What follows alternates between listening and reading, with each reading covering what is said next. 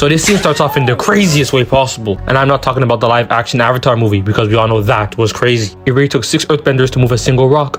Oh no. Aang is running towards the wall and they start dropping boulders at him. This last one literally almost turned him into Squidward. Yo, chill gang, you gon' ruin the fit. I got a date with Katara later. And I can't put up looking like no bum. Stop dropping the rocks.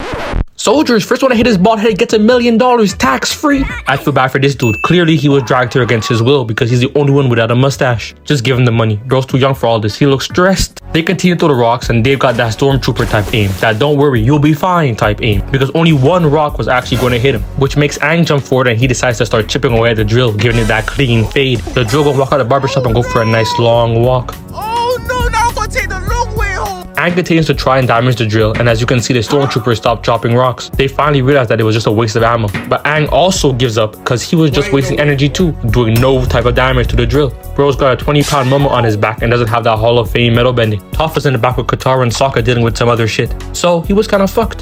Momo proceeds to warn Aang just in time that Death is here to get his signature, which allows him to not get his tattoos burnt off, and then dips out. Bro was not trying to get turned into Patrick, just for us to see that the person who attacked was Azula. Aang a better man than me. I have to save the world, get my head smacked every day, and now I have to 1v1 this crazy bitch? Yeah, okay, I would have retired immediately. You see the way she was trying to sneak up on him like Batman? I'm surprised she didn't pull up with the Batmobile to make sure his head stays bald. Talking about some now talk. And Aang feels the same way. He's got that I'm doomed type of look. That date with Katara is no longer an option. He's thinking about hibernating for another 100 years. Your job is to protect the world. Ain't nobody want to do that shit.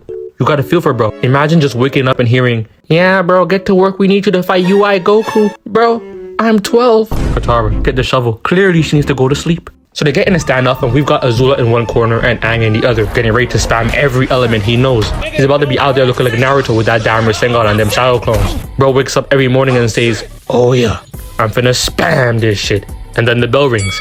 Azula starts it off by shooting fire at him just for Aang to remember he's a minor. So he treats the attack like it's Josh Giddey and dodges it. Bro was Karl Malone's biggest fan. That's crazy. He then sends a counter at Azula who jumps over it and starts blocking Aang's waterbending attacks. I'm surprised he hasn't gotten into the Avatar state yet. Korra figured it out once and never looked back. She's out there using the Avatar state against Kuvira. We just out here try-harding against NPCs. I'm watching it like, how is Korra gonna hit by these attacks when she can just push them away?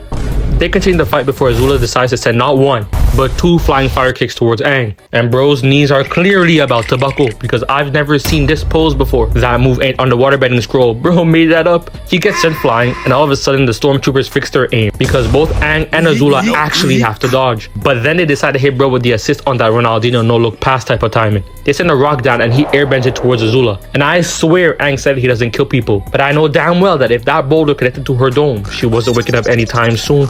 But she hits that Michael Jackson split to dodge the rock and sends a fire palm towards Aang, who earth bends a rock wall to defend himself, and bro starts making that Tariq St. Patrick face. He ain't playing around. He sends 2 rocks flying at Azula and she's better with both feet than that fraud Usman Dembele. She kicks both the rocks away and sends more fire at Aang. And bro almost got cooked. Korra was about to be born 5 decades too early, but he dodges it and sends another rock towards Azula, just for her to show the world why she deserves a 10-day contract as a gymnast. Copy Tidy's whole flow, word for word, bar for bar. Word for word, bar for bar. She flips over the rock and does a spinning wheel 2-footed fire kick that sends Aang flying into the wall, and his ass is sound asleep. Now would be the perfect time to drop one of them boulders on him. The drill starts moving and I need to speak with whoever decided to put houses on the wall, because that's gotta be top 2 dumbest Avatar ideas, and we all know what number 1 is. Anyways, the wall gets destroyed and Azula proceeds to pick up Aang and has him against the wall. And when bro opens his eyes, I know he was shaking. He was seeing 2 Azulas, 2 death sentences. Look at the way he opened his eyes. He knew he was cooked. He had to start hitting the Arthur fist and take a move out the 4 Chuchukage's bag, cover his arm with rocks, and blocks her attack. Looking like she just got the taste knocked out of her mouth. Just for Aang to realize that she's free eats. Pushes her back 20 feet looking like she's about to get hit with the meanest crossover. And bro starts looking away, acting as if we can't see him. You think he's about to hit her with the craziest move. Hit it with the Hadouken or the Kamehameha, but nah. He squares up and Azula hits the jets and runs right at him with the Naruto form, before getting ambushed by Mud, causing her to bump into him and they both knock into the wall, getting that good dose of CTE. They then go their separate ways like an ex-couple and start falling off the side of the drill. But Azula manages to stop herself and Aang is diving head first. You know, he's panicking while feeling that cool breeze on the back of his head. Until Momo comes back to save him and Aang starts racing back up. But job's not finished. He's still got that gigantic drill to deal with. Bro's out here getting put through some extreme work conditions. Got him out here working like the MAPPA animators and not even seeing a dime. Yo Momo, I need a rock.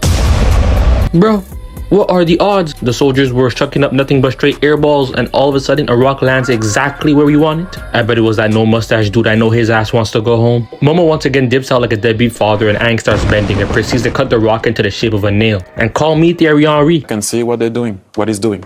I can see it, I feel it. He's cooking. He gets into racing position and takes off with elite sprinting form as if he was prime Usain Bolt, just to make a ball of air and go up the wall before hitting the jets and sprinting back down. And this is how you know something is wrong with me, because I was watching this wondering what would happen if he somehow tripped and fell. But while he's heading down, Azula shows why she's a Hall of Fame hater. And this ain't nothing new. She bullied Zuko as a kid, and her dad was begging for his own brother to not get the crown. So this is something that runs in the family. Hey, just like me for real. I was watching Spider-Man 3, and when I saw Eddie at that church praying on Peter's downfall, I knew it was my destiny to be a hater. Oh, you said you got a new car. A Lamborghini Urus? The base model? Man, you broke his shit.